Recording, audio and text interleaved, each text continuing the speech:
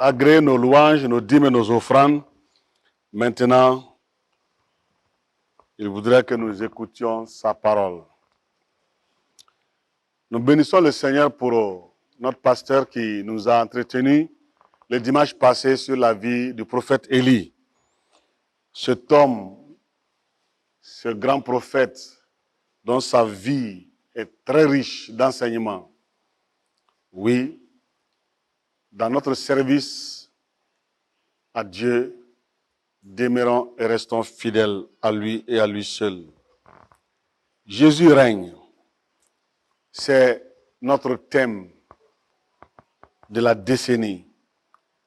Que ton règne vienne. Et c'est cela notre prière toute cette année 2020. Nous sommes en train de nous exhorter à régner par notre foi. Règne par ta foi. Alors, la dernière fois quand on se quittait, nous avons vu comment Jésus a fait appel à la foi de ses disciples. Alors, aux deux attaques qui se sont soulevées sur la mer contre eux, l'objectif visé, c'était vraiment la destruction et le renversement de la barque. Mais le Seigneur Jésus était là juste au bon moment à chaque fois. Et il nous dit où est notre foi. Notre foi, règne par ta foi. Nous allons continuer avec le même thème. J'avais promis que dans les jours à venir, nous allons prendre des exemples concrets dans la Bible. Voir des hommes et des femmes qui ont régné par leur foi, qui ont exprimé leur foi devant des hauteurs, devant des raisonnements et qui les ont fait tomber. Nous allons voir le cas de Daniel ce matin. Dans 2 Corinthiens chapitre 10, verset 5, Paul nous encourage, en même temps que les Corinthiens. Il dit, nous renversons les raisonnements et toute hauteur qui s'élève contre la connaissance de Dieu et nous amenons toute pensée captive à l'obéissance de Christ. Nous sommes appelés à grandir dans la connaissance de Dieu, à avancer dans la connaissance de Dieu. C'est ça la vocation de l'Église. C'est ça la destinée de l'Église. Plus nous avançons dans la connaissance de Dieu, plus nous manifestons cela à travers l'évangélisation, à travers la mission, à travers notre témoignage, à travers tout ce que nous faisons pour que l'Église puisse grandir chaque jour et atteindre les extrémités de la terre.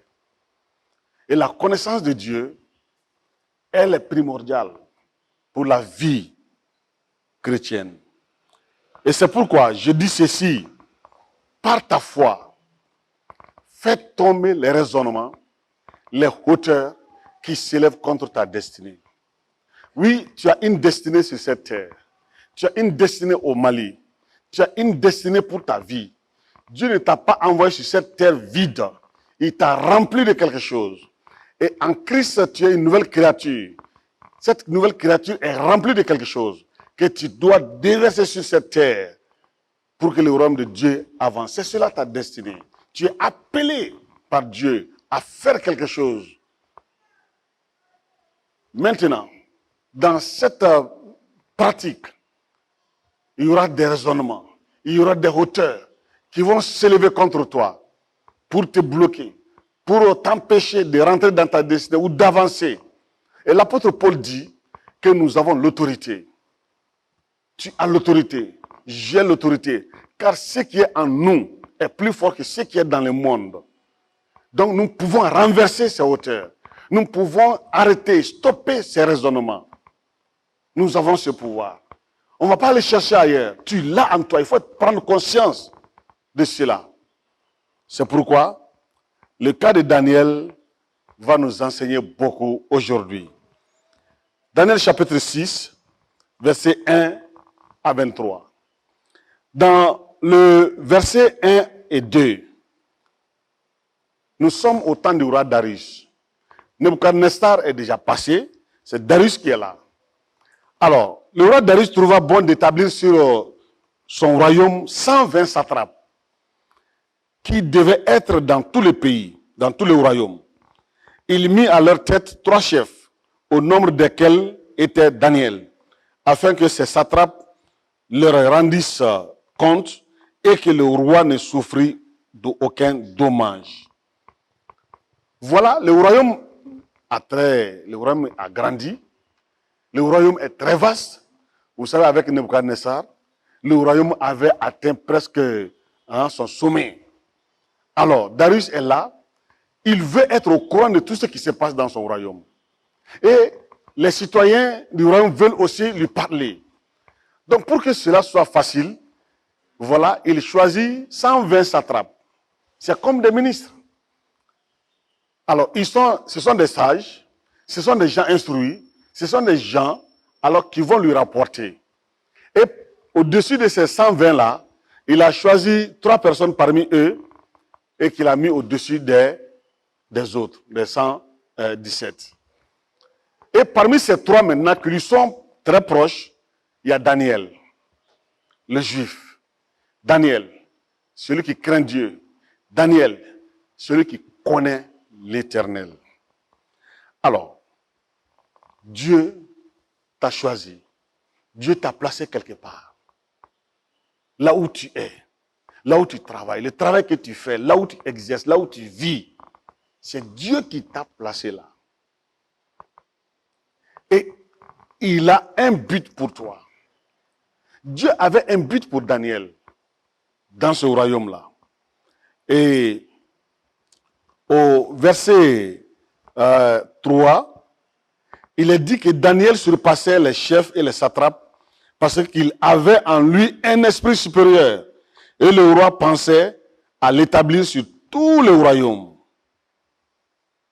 Voilà une remarque.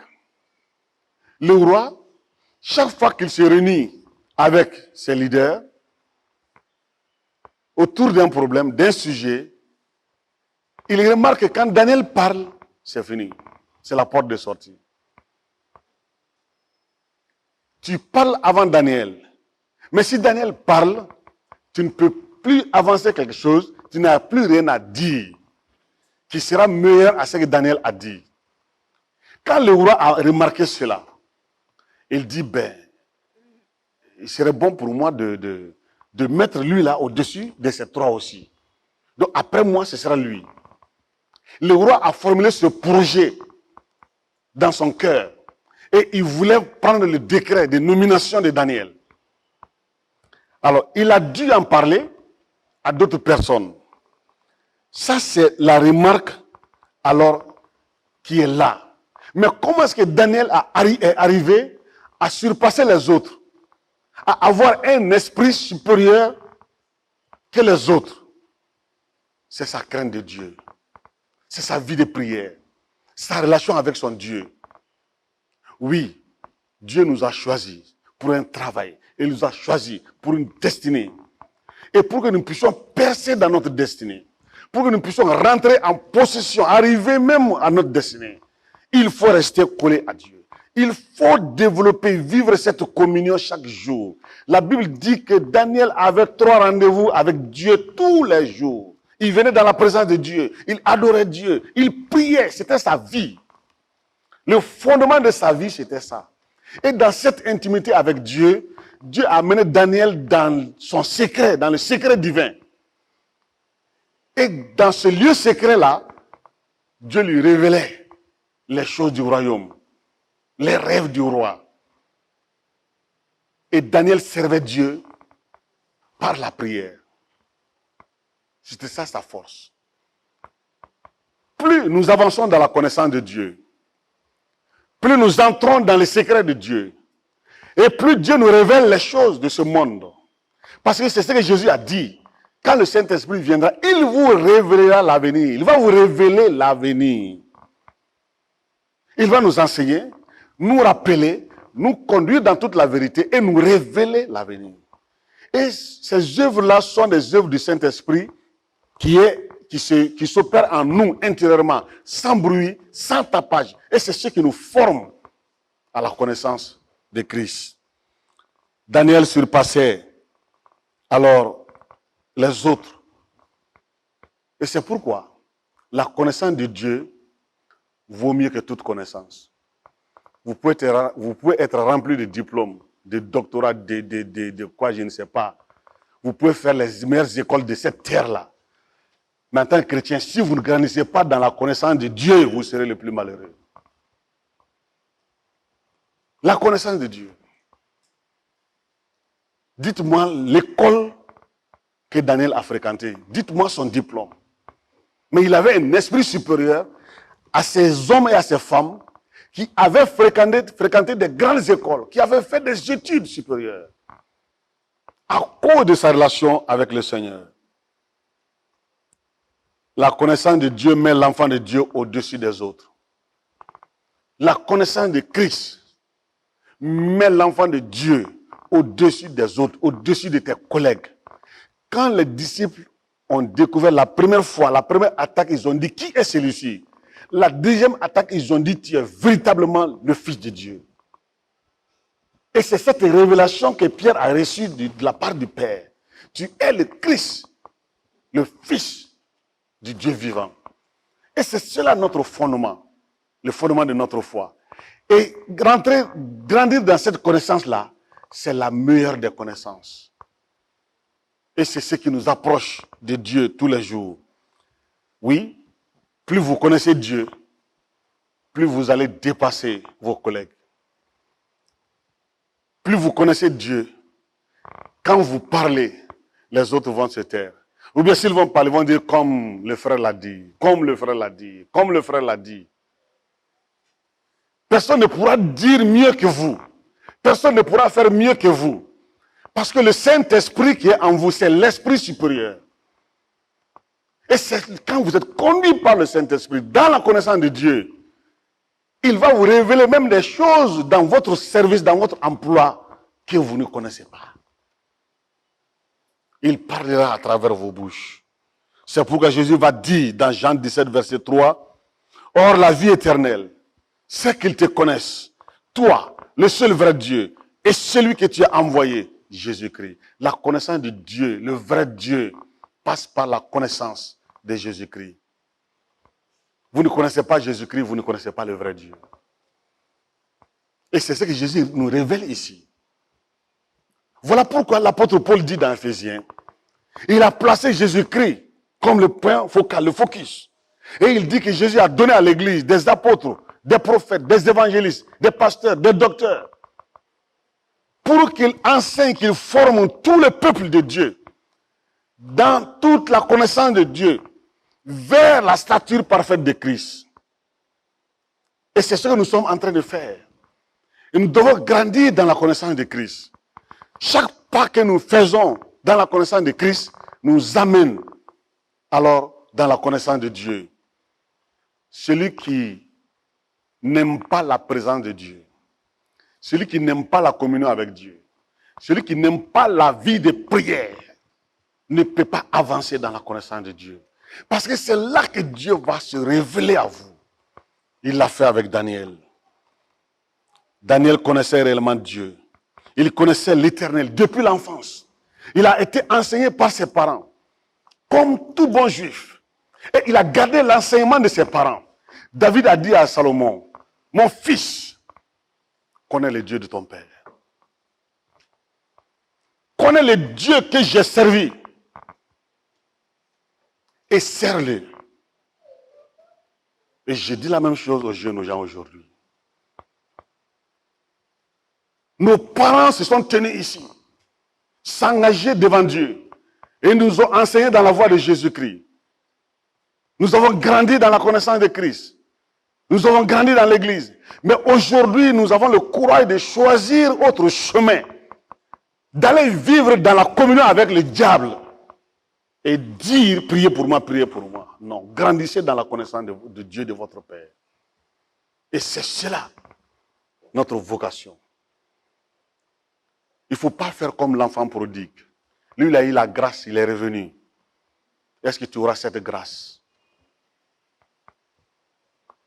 N'accepte pas que quelque chose te dévie de ta destinée.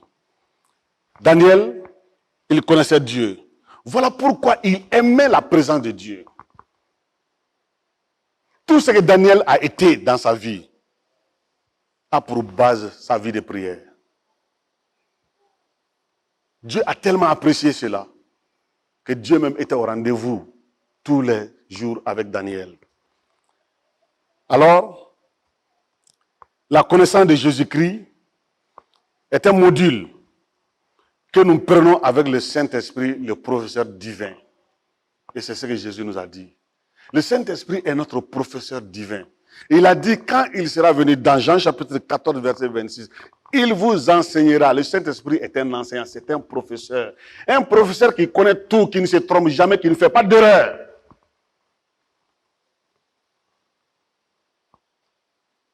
Un professeur parle. Quand le professeur ne parle pas, les élèves ne peuvent pas savoir ce qu'il a dans sa tête.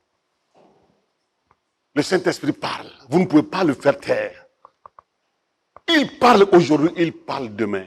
Il parlera toujours. Il te parlera, il me parlera. Mais est-ce que nous avons des oreilles pour écouter la voix du Saint-Esprit?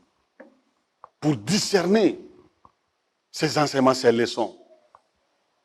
Et Jésus a dit qu'il va parler de lui, Jésus. Donc, le modèle qu'il enseigne à l'Église, c'est la connaissance de Christ.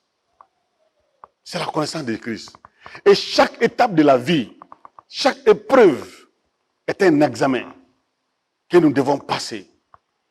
Et cet examen-là est passé avec notre foi.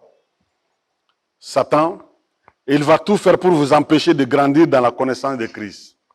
Je l'ai dit ici, il ne va jamais se lasser d'attaquer l'Église, de soulever des hauteurs pour arrêter la destinée de l'Église. Il va combattre l'Église. Il n'a pas besoin de combattre ceux qui sont avec lui. Non. Ceux qui l'ont rejeté et qui ont accepté Jésus-Christ, qui ont accepté Golgotha, qui ont accepté d'être au pied de la croix, c'est nous qu'il cherche. Et Pierre dit, faites beaucoup attention, il rôde comme un lion, affamé, rugissant, cherchant le chrétien qu'il peut dévorer. Et le chrétien qui ne vit pas dans la présence de Christ est une proie facile. Satan ne va pas nous laisser. Mais le Saint-Esprit nous enseigne à travers Paul que l'esprit que nous avons en nous, si nous écoutons les enseignements du Saint-Esprit, nous avons l'autorité de renverser les raisonnements et les hauteurs qui élèvent pour nous empêcher de grandir dans la connaissance de Christ. Le verset 4, il est dit que alors les chefs et les satrapes cherchèrent une occasion d'accuser Daniel en ce qui concernait les affaires du royaume. Mais ils ne purent trouver aucune occasion, ni aucune chose à reprendre parce qu'il était fidèle et qu'on n'apercevait chez lui ni fraude, ni rien de mauvais. Vous voyez ce que Satan est en train de faire. Regardez ces raisonnements-là. C'est comme si Satan vient dire aux autres ministres, aux autres chefs, vous là, vous êtes là assis. Vous ne comprenez pas ce que le roi veut faire? Cet étranger, ce juif, le roi veut le nommer. Il veut le mettre au-dessus de vous. Vous, les nationaux, vous qui avez étudié, vous à qui le royaume appartient, et vous êtes là assis, vous êtes en train de regarder. Ce sera votre perte. Il faut vous lever. Il faut chasser cet homme-là. D'ailleurs, il faut le tuer. Trouver un moyen. Éliminez-le. Et là, tout de suite, ils se mettent d'accord. Regardez ces raisonnements. Regardez ces pensées que l'ennemi va soulever. Il va manipuler ces hommes. C'est ce que Paul a compris. Paul dit, hey, faites attention. Votre ennemi n'est pas l'homme. Votre ennemi, c'est le diable et les démons. Ça, c'est cela toujours. C'est eux qui sont derrière ces hommes et ces femmes. Ils sont en train de les manipuler contre nous. Et ces hommes se sont levés. Il dit, d'accord, lui là, on va gérer son cas. Non, taisez-vous. On va gérer son cas. Ils ont mis les inspecteurs à ses trousses. Et ils ont fouillé. Ils ont mis le vérificateur général à ses trousses. Il a fouillé dans ses faits, dans ses gestes, dans ses prises de décision, dans sa gestion. rien à faire. Pas de fraude. Pas d'erreur. Tout est propre. Le Saint-Esprit est propre. Et il vous conduira dans toute la vérité, dans tout ce qui est propre. Et c'est pourquoi le chrétien, dans ta gestion, quel qu'en soit le niveau où tu es placé, là où tu travailles, sois intègre. Demeure fidèle. Ne prends jamais ce qui ne t'appartient pas. Sinon, un jour, tu vas vomir. Reste intègre. Parce que le jour où l'ennemi saura que tu es en train de tricher au service, il va soulever des gens contre vous qui vont faire sortir des preuves. Et voilà, tu es pris, soit c'est le renvoi, ou bien c'est la prison. Et ce sera une honte pour toi et ta famille et pour ton église. Ces gens-là ont tout fait. Satan vient leur dire encore, bon, vous savez, le Dieu qu'il sert là, je le connais ce Dieu-là. Je le servais aussi. Ce Dieu-là, quand tu es fidèle à ce Dieu, il ne t'abandonnera jamais, il te tient toujours. Donc Daniel là, vous n'allez pas trouver quelque chose en lui. Mais laissez-moi vous suggérer quelque chose. Et c'est ce qu'il va faire, au verset 5. Et ces hommes disent, nous ne trouverons aucune occasion contre ce Daniel, à moins que nous n'en trouvions une dans la loi de son Dieu. Voilà. Voilà. Allez-y dans sa relation avec son Dieu. Allez-y dans sa loi avec... Est-ce qu'il est propre? Quant à sa loi, quant à la loi de son Dieu, je sais que son Dieu n'aime pas le péché. Même s'il est fautif une seule fois, son Dieu va se fâcher. Et voilà l'occasion pour vous de l'attraper. Maintenant, ils viennent. Daniel, quelles qu'en soient ses préoccupations, ses charges, ses occupations, il respectait les 3 rendez-vous. Tu as pris un engagement combien de fois? Je vais prier tel jour, telle heure, telle heure. Mais aujourd'hui, est-ce que tu es encore fidèle à tes rendez-vous? Voilà un ministre, un homme d'État, un ministre. Il suffit seulement qu'un chrétien soit un cadre aujourd'hui, un directeur, et dit qu'il n'a même plus le temps de venir à l'église. Vous voyez, le dimanche matin, il ronfle dans son lit là-bas. Vous voyez? Voilà pourquoi beaucoup de cadres chrétiens n'avancent plus. Ils abandonnent Dieu quand ils sont élevés en hauteur. Pourquoi? Daniel était un homme élevé. Le roi voulait même le nommer à ses côtés. Mais il avait ces 3 rendez-vous avec Dieu. Alors, il formule maintenant ce projet. Il faut l'attaquer dans sa relation avec Dieu. Et le verset 6 dit, puis ses chefs et ses satrapes se rendirent tumultueusement auprès du roi et lui parlèrent ainsi. Voilà comment est-ce que Satan va aussi élever encore le roi contre Daniel. Alors, tous ces hommes-là, regardez au verset 7. Ils viennent dire au roi Darius, vis éternellement au roi Darius. Au roi Darius, tu sais, tu ne mérites plus d'être appelé au roi. Tu dépasses maintenant le rang de roi.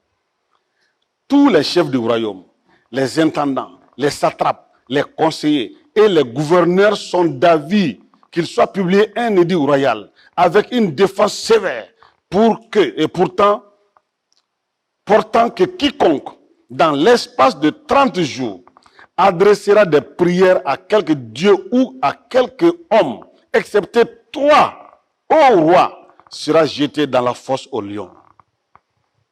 Comment un homme comme Daniel peut faire 30 jours sans venir au rendez-vous avec son Dieu? Il ne peut pas. Vous voyez le plan? Vous voyez le complot? Et regardez le staff du royaume. Tous, ils sont là. Tous les grands, le gouvernement, les conseillers, tous les conseillers, tout le monde est là. Et ils se mettent d'accord contre Daniel. Imaginez, que peut faire Daniel contre ces gens-là? Comment est-ce qu'il va sortir de ce complot? Il ne peut pas, humainement parlant, dites-moi comment est-ce qu'il va sortir. Et ces gens-là viennent se rassembler devant le roi. C'est des centaines de gens. Ils viennent dire au roi, tu es maintenant notre Dieu. Nous te proclamons Dieu. Ils élèvent le roi au rang de la divinité. Maintenant, voilà ce qu'on va faire. Tout le monde va t'adorer pendant 30 jours. Donc, tu vas prendre un décret royal, et tu vas signer. On va publier. Tout homme, toute femme dans ton royaume qui va adresser une prière à un autre Dieu ou à un autre homme, sans toi, excepté toi, roi Darius, cette personne sera jetée dans la gueule des lions. Le roi commence à... Oh, je vous remercie mes frères. Je vous remercie mes serviteurs. J'accepte. Qui parmi nous ici n'accepte pas l'élévation? Quel est l'homme qui refuse l'élévation? Personne. Dieu nous élève. Il a élevé Jésus-Christ. Il est assis au-dessus de tout. Et nous sommes assis avec Christ dans les lieux célestes. Tout est sous notre pied. Nous sommes des hommes et des femmes élevés. Et c'est ça le travail que Dieu fait dans notre vie. Mais de la bonne manière. Alors, le roi prend le décret, il n'a pas pensé à Daniel. Il n'a pas compris que c'est la fidélité de Daniel à son Dieu qui est en train de lui donner la sagesse jusqu'à ce point. Alors le décret est publié. Maintenant, regardez ce que le serviteur de Dieu va faire. Au verset 10. Alors lorsque Daniel sut que le décret était écrit, il se retira dans sa maison, où les fenêtres de la chambre supérieure étaient ouvertes dans la direction de Jérusalem. Et 3 fois le jour, il se mettait à genoux, il priait et il louait son Dieu comme il le faisait auparavant. Le décret n'a pas influencé l'émotion de Daniel. Le décret n'a pas impacté sa vie de prière.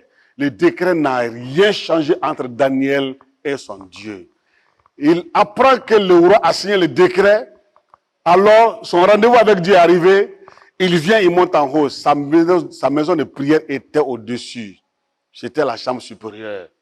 Lui, il dormait en bas, mais quand il prie, il monte dans cette chambre. C'est là qu'il rencontrait son Dieu. Et il ouvrait grandement la fenêtre en direction de Jérusalem. Il se met à genoux, il commence à prier. Mes frères, regardez bien le niveau de complot contre Daniel. Il y a eu combien de complots contre vous? Il y a eu combien de raisonnements, de hauteurs élevées contre vous?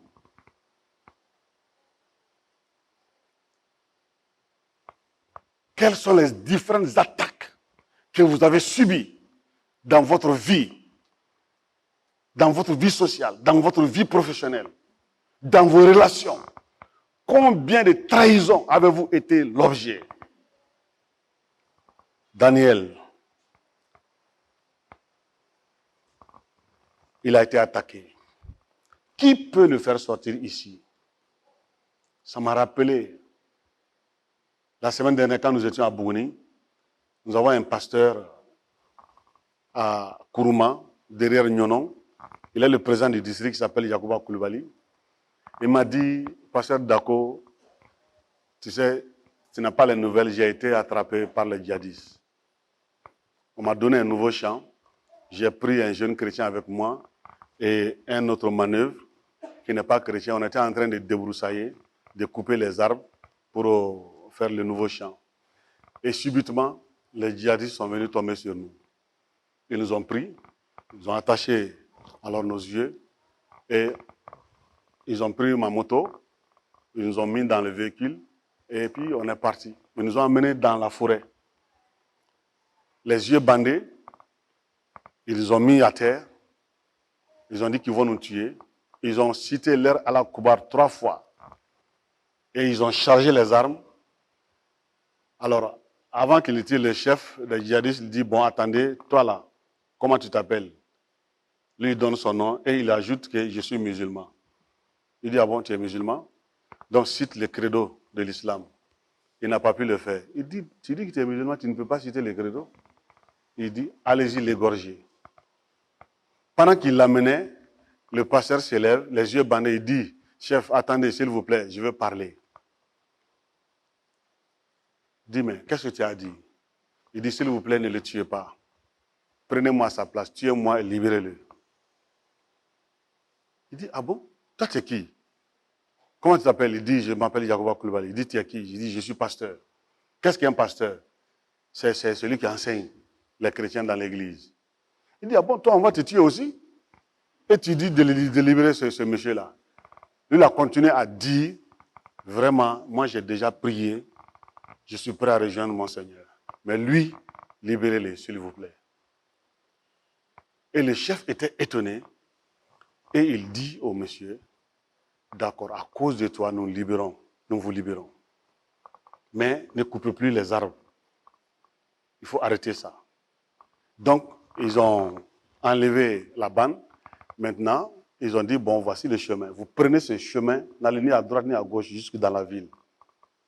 Et c'est comme ça que les 3 ont été délivrés. Et le pasteur me dit, notre Jésus est vivant. Ça, je te le dis. Hein. J'ai prêché plusieurs fois que Jésus est ressuscité des morts. Mais aujourd'hui, là, je l'ai vu. Jésus est vivant.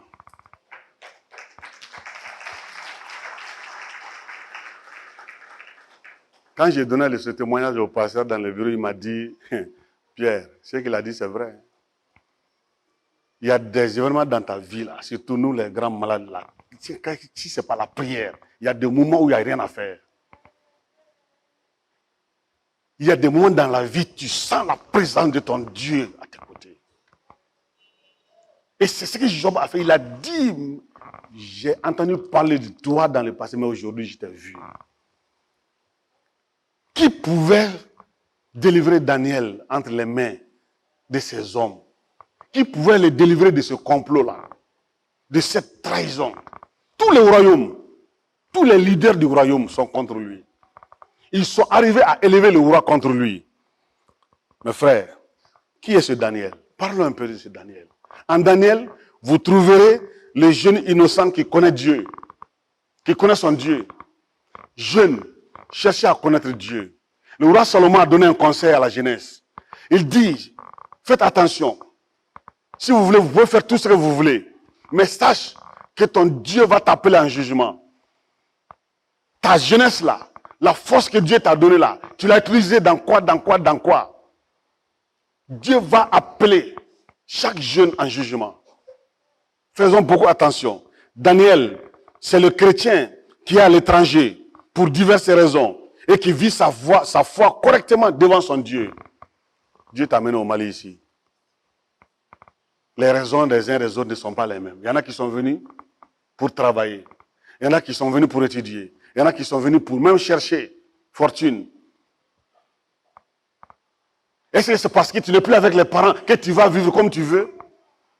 Daniel est resté, il était en esclavage. Il était emmené à Babylone de force. Il est resté collé à son Dieu. Restez fidèle à votre Dieu. Le Dieu que vous avez connu depuis chez vous. Restez fidèle à ce Dieu-là. Même s'il y a des complots contre vous, dans le service, partout où vous êtes, ce Dieu est là. Sa main n'est pas courte pour vous sauver.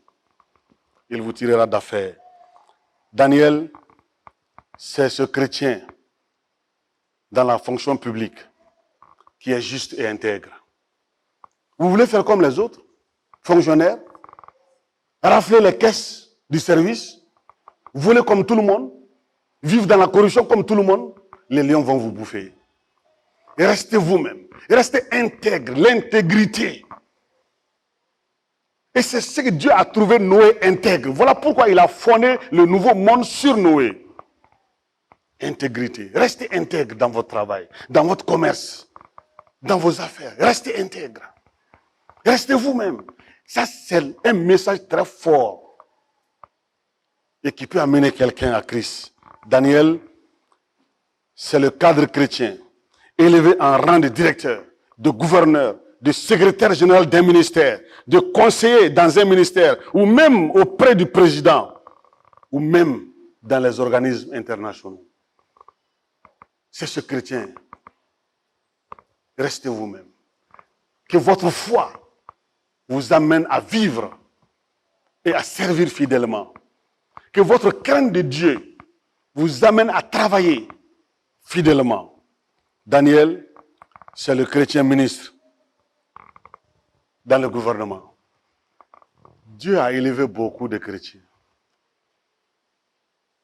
Mais ils n'ont pas su, ils n'ont pas compris la destinée que Dieu voulait pour eux. Ils ont fait comme les autres. Ils ont été relevés, tout simplement. Ils n'ont pas pu percer. Oui, Daniel, c'est le prophète, c'est le pasteur, c'est le missionnaire, c'est l'évangéliste. Tout ça, c'est Daniel. Daniel a toutes ces faces-là. Sa vie de prière l'a amené dans le secret de Dieu et Dieu a fait de lui un prophète. Aujourd'hui, les serviteurs de Dieu, les missionnaires, les évangélistes, les pasteurs, nous sommes interpellés à faire comme Daniel. Daniel, c'est l'homme de prière qui vit dans la présence de Dieu pour les causes du peuple, pour les causes de la nation, pour les causes de l'Église, l'intercesseur. Daniel, c'est cet homme politique qui dit vrai et qui parle la vérité, qui fonde sa politique sur la vérité. Il ne ment pas. Et c'est ce que la terre, nos nations ont besoin aujourd'hui. Des hommes politiques qui disent la vérité, quelle qu'en soit la situation, et qui vivent dans la vérité, qui travaillent dans la vérité. Et c'est eux qui peuvent reconstruire ce pays. Où sont-ils? Daniel, c'est toi et c'est moi. Par ta foi, il faut faire tomber les hauteurs et les raisonnements qui s'élèvent contre ta destinée. Ils se sont élevés contre la destinée de Daniel. Mais il est resté lui-même. Il est resté lui-même. C'est pourquoi, mes frères, en conclusion, vous allez voir la suite. Daniel, alors, le roi voulait le sauver. Ils ont dit, oh roi, faites attention, faites attention. Hein. Ce que tu veux faire là, ça ne marchera pas. Dans la loi des Mèdes et des Perses, quand une loi est publiée, proclamée, c'est fini. On exécute la loi. Le roi ne pouvait plus. Il était devant les faits accomplis. Ils ont livré Daniel au lion. Mais son Dieu est venu avant lui. Brusquement, Dieu rentre dans la fosse avec les lions. Les lions disent, Créateur, qu'est-ce que tu viens faire ici? J'ai mon serviteur qui sont en train d'amener. Je viens l'accueillir. Nous allons l'accueillir avec vous. Ils ont jeté Daniel. Les lions ont dit, bienvenue Daniel. Voici ton créateur et notre créateur. Il est là. Ils ont passé toute la nuit à causer. Daniel, Dieu, les lions. Toute la nuit. Dans la fosse. Le roi était pressé qu'il y ait le matin. Il vient, sur la roue, il crie, Daniel, le Dieu que tu as servi fidèlement, est-ce qu'il a pu te sauver? Il a dit, oh roi, mon Dieu était là avant moi. Il était là avant moi, il m'a sauvé. Et voilà, les personnes que Satan a élevées en hauteur contre Daniel, c'est eux maintenant qui sont livrés au lion. Votre foi va faire tomber, va renverser les raisonnements et les hauteurs contre vous. Et l'objet de notre foi, c'est Jésus-Christ. Ce n'est pas l'Église, ce n'est pas le pasteur, c'est Jésus-Christ. Et Christ est révélé dans la parole de Dieu. Vivons la parole de Dieu, lisons la parole de Dieu. Notre ami, c'est la parole de Dieu. Vous pouvez être rempli de diplômes, mais si vous ne grandissez pas dans la connaissance de Dieu, les lions vont vous bouffer. Daniel, il a été sauvé. Daniel, le roi va reconnaître son Dieu. C'est ton Dieu qui est le Dieu supérieur. Désormais, ce n'est pas à moi, mais à ton Dieu. Et il va prendre un décret qui va abroger l'autre décret qui concernait le roi. Daniel, il va prospérer. Regardez le verset 28. Daniel prospéra sous le règne de Darius et sous le règne de Cyrus et le Perse. Il va prospérer. Nous sommes appelés à prospérer à tous égards. À tous égards. prospère à tous égards. Par ta foi. Ça, c'est notre destinée, notre vocation. Nous ne sommes pas appelés à échouer. Nous sommes appelés à grandir avec Christ et à avancer dans la connaissance de Christ. Donc, règne par ta foi. Règne par ta foi. N'abandonne pas ta foi. Sois conscient de ta foi. Réveille-toi, réveille ta foi. Secoue ta foi. Ne va pas chercher des gens ailleurs, par-ci, par-là, Abidjan, Burkina Faso. Non, laisse ça. Réveille ta foi. Lis la parole de Dieu. L'enseignant, professeur divin est là avec toi. Que Dieu nous bénisse.